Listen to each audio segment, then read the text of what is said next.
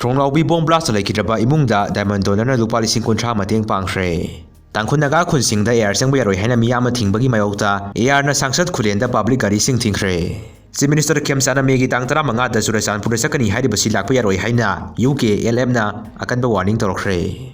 CM na Surajanpur lakpada pangthokpa thoramda saru yaroi amadi UT gi dimana hongba leite. Tamil Nadu da wasak lobagi thoramda Tamil Anthem sakringaida Bande Mataram salobagi wathok oire. CM BJNS yar lauduna phamkiba hanba meeting da hapta ani gi manungda school temple amasung bus parking manakta phamliba wine shop ki dukan sing thingsinaba phongdokhre.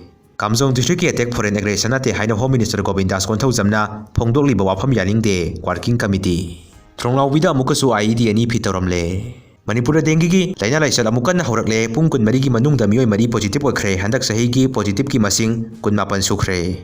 Manipur petroleum products gas petrol diesel gi awat palaite haina consumer affairs department hairakli black marketing tawramba sing akan basarak pidagani hairakli. Wangu sandang khongda ngasi ahan oiraba nupa sahi 55-53 suraba ma turenda lupkipadagi ising maiba oza asatulana hojikana thibagi saktamni.